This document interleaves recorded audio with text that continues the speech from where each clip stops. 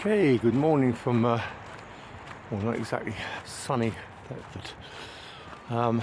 This is a day late this week, but yesterday when I planned to do this walk and talk, the rain and snow was coming down, kind of moving across horizontally, slush everywhere, freezing cold, and not really the day for it. Today's a bit better, it's 5 degrees. But, well, it will be 5 degrees at the moment, it's about 1. It's still early in the morning here. This week I'm going to talk about something that's a pattern that I kind of began to become dimly aware of about 6 months ago.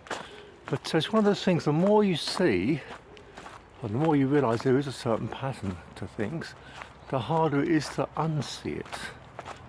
And the pattern I'm talking about is the idea that human beings are surplus to requirements, hence we need to discourage human reproduction, i.e. don't have babies. And sometimes it's become so obvious that sometimes it's actually explicit for some people, but most of the time it's implicit in multiple agendas. The agendas will often be couched in the language of kindness and even love and things like that. You know, we all sound very nicey and rainbow coloured, dare I say. Morning.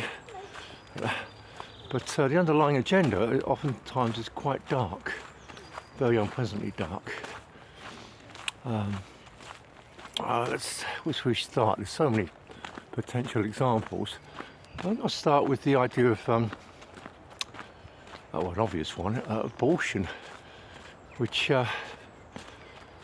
terminating the fetus before the baby can be born. And essentially it's a very contentious issue, and one that's often fought for using the language of human rights. But in simple terms, what you're demanding the right to do is to stop a human life, to stop a child existing. And I know in some circumstances it's a complex argument in many levels, and in some circumstances that you can make a defence for it. But the net result, without getting into the kind of ethics, etc., the net result is less children, and a lot less children.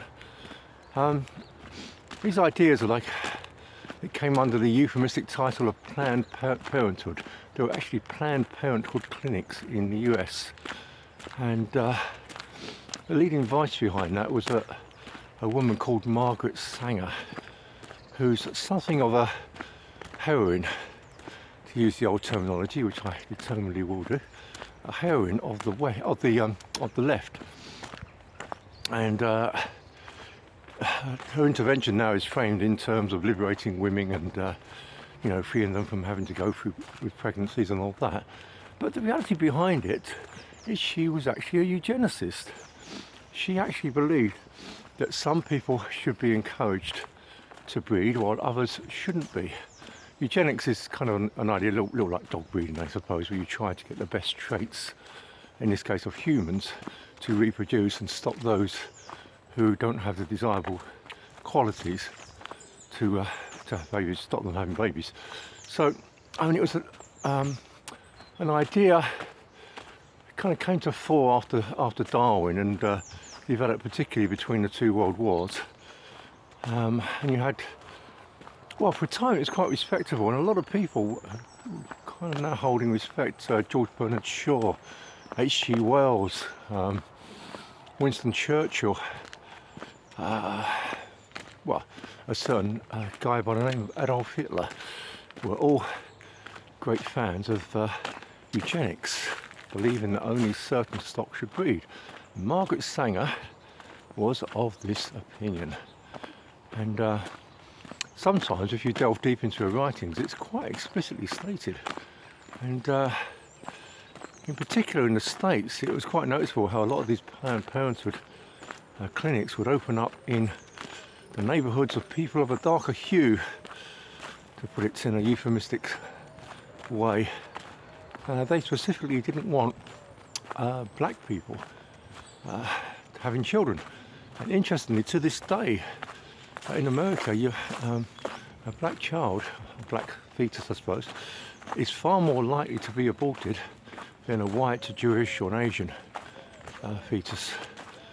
So despite all the kind of language of kindness and freedom and decency and all that that's layered over this issue, it has quite dark roots.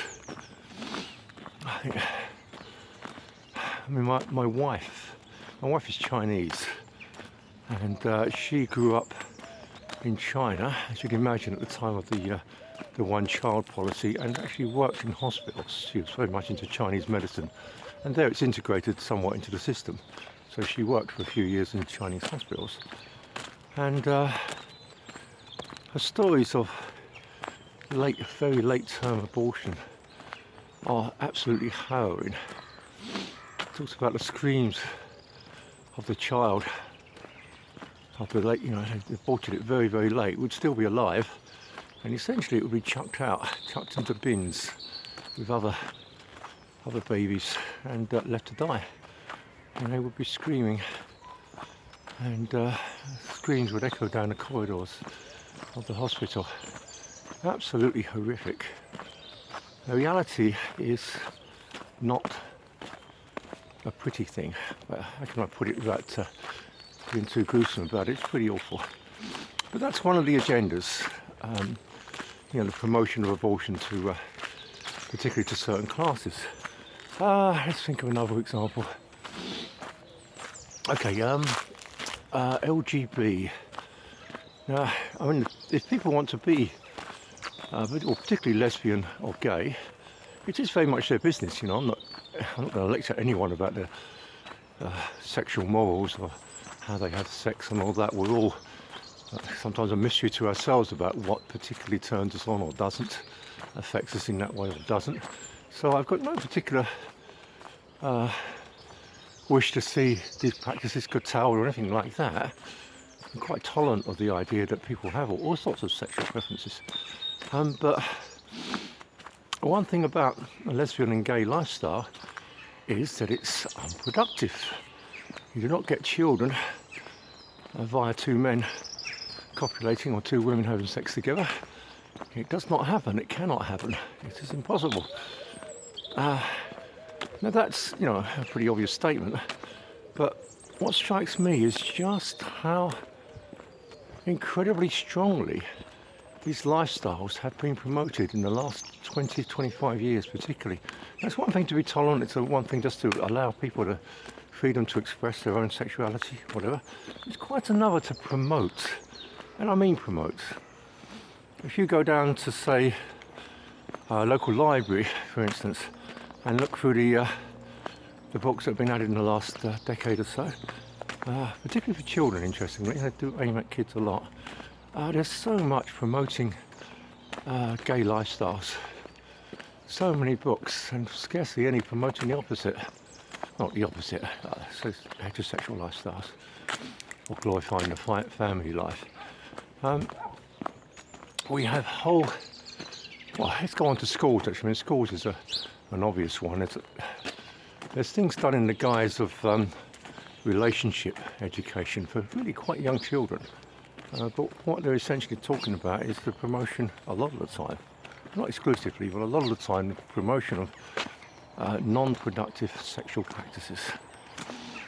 So, yeah, then we have the whole thing with gay pride flags everywhere, rainbows on shirts, on shoelaces, rainbow badges for footballers, and a whole month devoted to gay pride. It's just one form of sexuality. Why do we need a month of gay pride, for God's sake?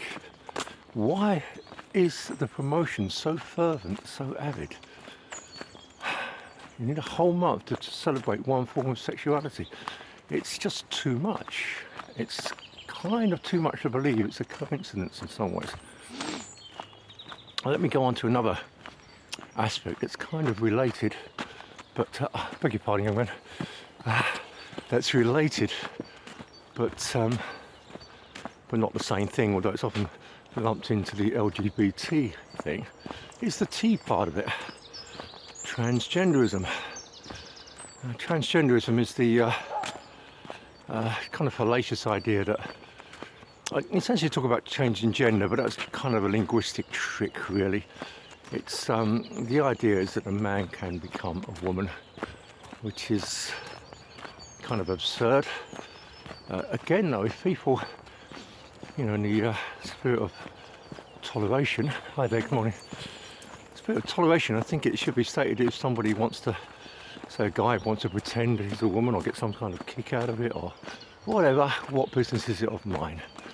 None at all. I don't really care. I feel it's a little bit of a silly thing to be doing, and it can be a very dysfunctional thing. It's actually, gender dysphoria is actually a mental illness.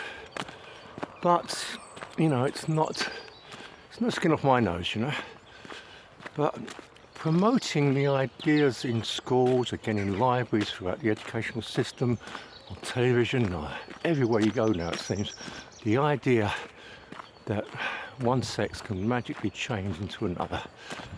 And it's blatantly absurd, but net result, again, look at what's behind the policy. Look at the effect. When I treat kids with this stuff in particular, normally they go via the route of puberty blockers. Well, that's one of the techniques involved anyway. And essentially it stops the child going through puberty and makes quite strong changes to their body. This in turn can mean, well, one of the worst results can mean an inability to procreate if you so wish. If you change your mind at a later stage, you may well find that you cannot procreate. And of course this is even more so if they go as far as to permit surgery on their bodies.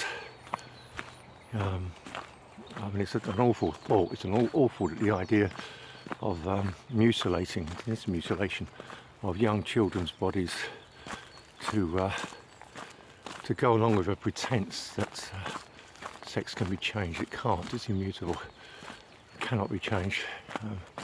You either produce large gametes, eggs, or you produce small ones, sperm. There is no choice in the matter. You can't suddenly produce the other. XX chromosomes cannot change to XY.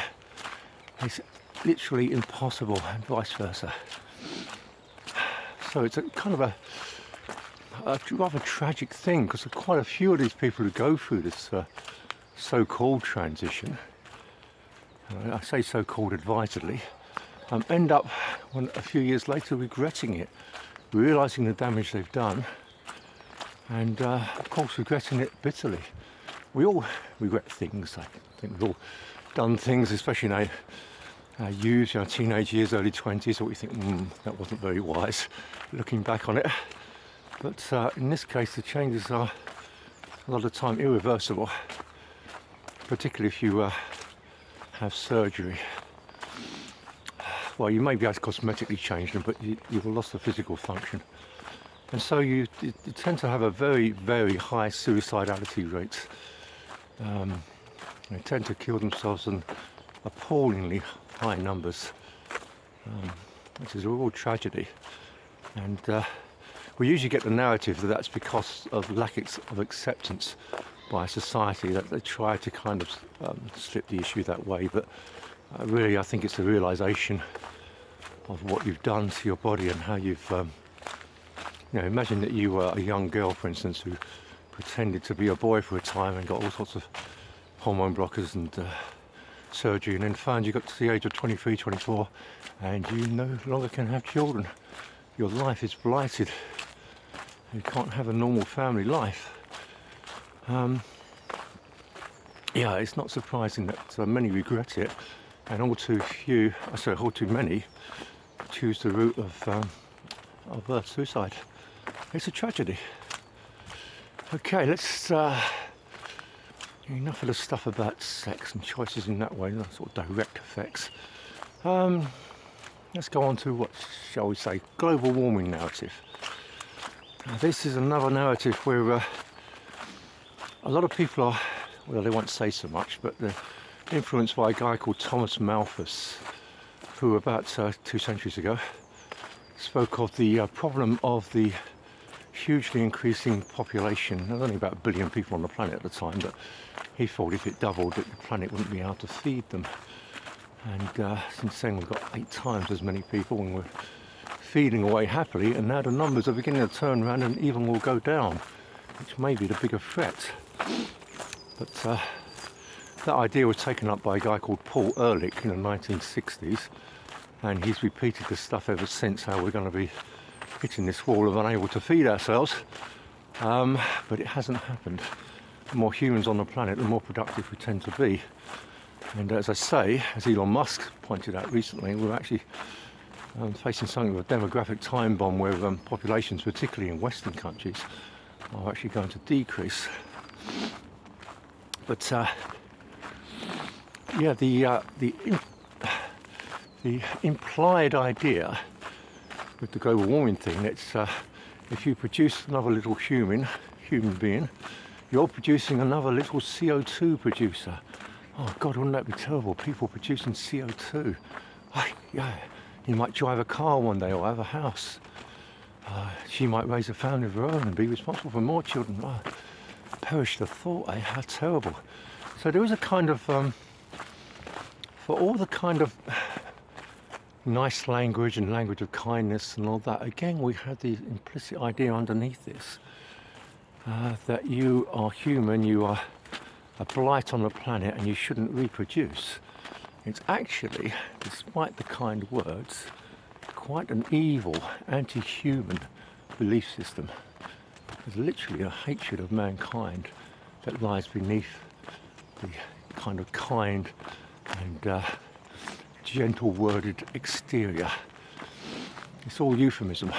It's all, the underlying reality is a desire to see a lot less people on the planet.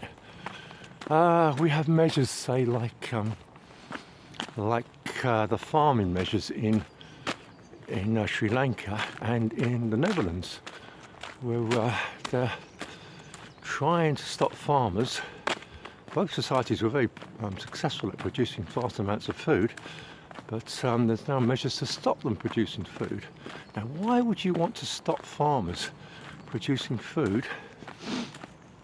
Well, I mean, the agenda they give you is things like effects of nitrogen on the atmosphere and all that. But the underlying reality is you cut down food production, food prices will go up, less people will be able to afford food, there'll be simply less of it, of course, and hence starvation will ensue. You will literally make Malthus's and Ehrlich's prediction true by manipulating the situation to make it true, but it wouldn't have happened naturally. Yeah, this kind of implied hatred and contempt for human life is rather dark, to be honest. I mean, there's many others I could think of. Just a couple of quick ones. Some of the vaccine treatments in Africa that certain globalized organisations have been pushing onto local populations. It's one of the reasons that Africa was relatively reticent to take the recent COVID-19 vaccines. They'd seen the effects of vaccination programs on their women before. Hello there, good morning. Morning. Morning. And I mean, even with this current vaccine, there are probably stronger than rumours. Rumours would be understating it, but reports of many females suffering menstruation problems and tragically many stillbirths, etc. Lots and lots of problems. Doesn't make the mainstream media very often, but what does? What genuine story does? Only ones that fit the narrative. If you're watching this, you're probably well aware by now. I don't know, you could go further and further. There are just so many, what you could put down as coincidences, but they all point in the same direction. They're all pointing towards a desire to lessen the human population, to decrease human population. Even if you look at things like the UN's Agenda 2030 and sustainability, I don't want to go there today because it's rather technical. Hello there, Rob. In a podcast. So I better keep talking. Catch you later, man. A friend of mine, very intelligent, interesting chap, actually. Yeah, these sustainability, what they talk about sustainability, there is the implication of decreases in population, control of population, all that sort of thing. Often it's not spelt out because that would sound pretty awful, and it is pretty awful what they're suggesting. But the implications are there throughout these pieces. So let's draw this to a close now, I think. I mean, I could go on with, I can think of several more examples. What you notice, they all kind of move in the same direction. They're all painted in terms of euphemistic terms of kindness, love, green agendas often. I mean, that's an obvious one with the power agenda, how we're paying huge amounts of power, even though the underlying sources of power are cheaper now than almost than they've ever been. They're very cheap. Speaking in March of 2023, prices in this country, UK, are at record levels, and yet they're buying it extremely cheaply, and it's quite deliberately being put up to a point where people cannot afford it, and people will literally die. People have died because of this, having to turn their heating off, not being able to afford their bills. All part of the agenda, in my opinion, in my humble opinion. So I'm afraid it's a rather dark and dismal kind of episode this week, but I think the realization that this sort of thing is happening, that if you look, again, it's comes back to that thing, it's never about what they tell you it's about. When you actually look at the effect of what they're doing, rather than the very reasonable sounding words on the surface, like 15-minute city, like saving us from global warming, rainbows everywhere. It's all very pleasant and pretty and all that, but the underlying reality, not so much. Anyway, for now, I think that will do, and I'll leave you to think of, make up your own mind, research it yourself, and come to your own conclusions. But usual thing, like, subscribe, comment if you so wish, and hopefully you can do another one of these next week. Farewell for now.